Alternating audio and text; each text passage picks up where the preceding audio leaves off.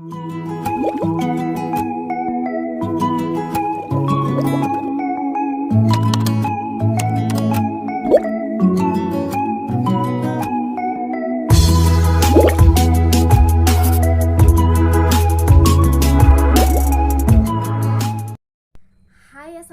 warahmatullahi wabarakatuh. Welcome back with me, Kia.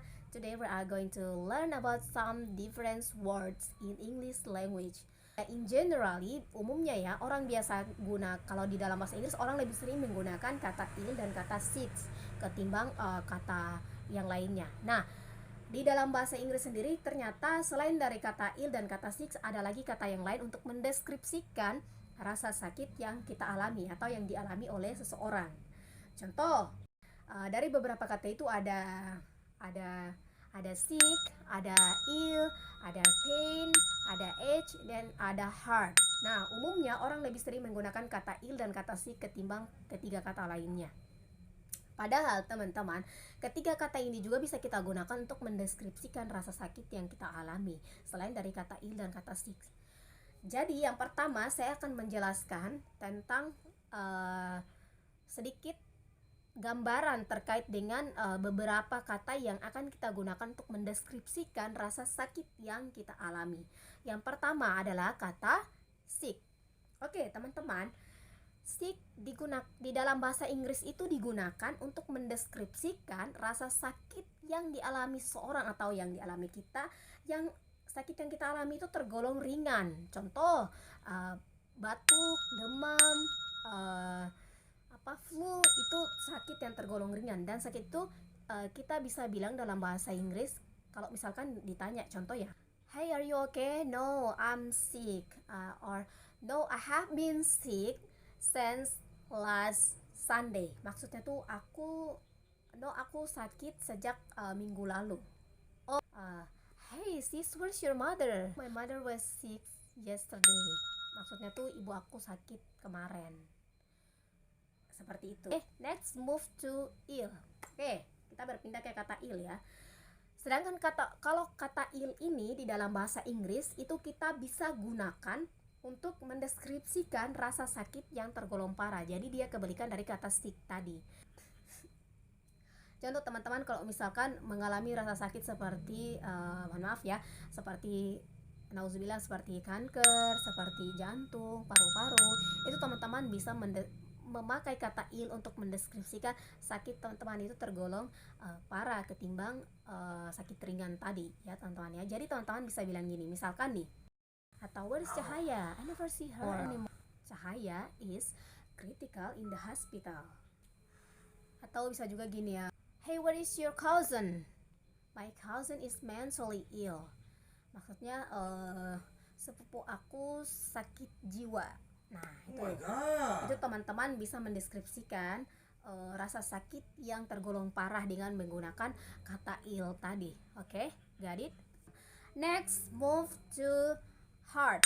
Nah, jadi teman-teman, kata hard ini juga umum digunakan. Jadi kata hard ini dia tergolong adjektif juga. Selain dari kata ill dan kata sick tadi. Waalaikumsalam warahmatullahi wabarakatuh.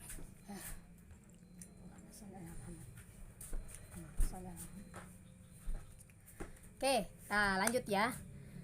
Jadi kata hard tadi itu juga tergolong adjektif. Selain dari kata sick dan kata ill, abaikan yang di belakang ya.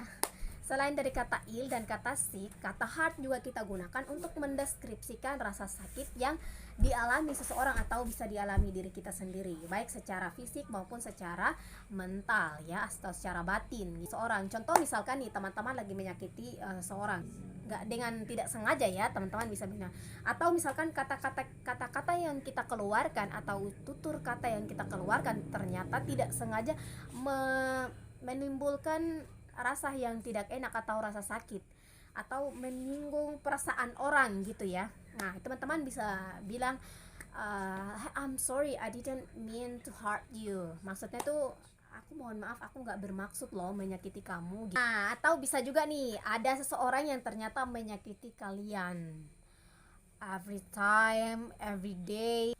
kalian bisa gunakan kata hurt tadi untuk mendeskripsikan seseorang yang terus-menerus menyakiti kalian. Nah, jadi begitu. Jadi kalau untuk perempuan, misalkan ada laki-laki yang sering menyakiti kalian, kalian bisa bilang misalkan lagi menjalin hubungan, kemudian ternyata misalkan aku nih, kok kamu nggak jalan lagi sih sama si A. Nah, itu kamu bisa mendeskripsikan ternyata dia itu sering loh menyakiti kamu. Dengan dalam bahasa Inggris kamu bisa bilang, he always hurts me so many times already. Dia tuh selalu menyakiti aku gitu, udah banyak kali gitu loh dia menyakiti aku. He hurts me so many times already. Nih, next move to ache. Nah, jadi kata ache ini bisa kita gunakan untuk mendeskripsikan rasa sakit yang berkelanjutan, baik tergolong ringan maupun tergolong parah ya. Jadi misalkan teman-teman ternyata dari minggu kemarin or last week itu ternyata teman-teman sudah mengalami sakit yang ringan seperti seperti batuk-batuk, seperti demam. Nah, ternyata masih berkelanjutan sampai sekarang nih. Teman-teman bisa pakai kata ache ini untuk mendeskripsikan rasa sakit yang berkelanjutan ya. Contoh kalimatnya begini. Hey, are you okay? My body is aching as other. Ya, my body is aching all over. Maksud dia seluruh tubuhku terasa sakit gitu. Maksudnya sakit yang dialami itu sudah sejak minggu lalu sampai sekarang. Batuk misalkan, batuknya ternyata belum hilang-hilang. Teman-teman bisa pakai itu. Got it? Atau teman-teman juga bisa bilang, it makes my heart ache to see her. Aku nggak tega nih melihat dia menderita gitu. Misalkan sakit yang dialami ternyata masih berkelanjutan. Oke, seperti itu guys. Next move to pain.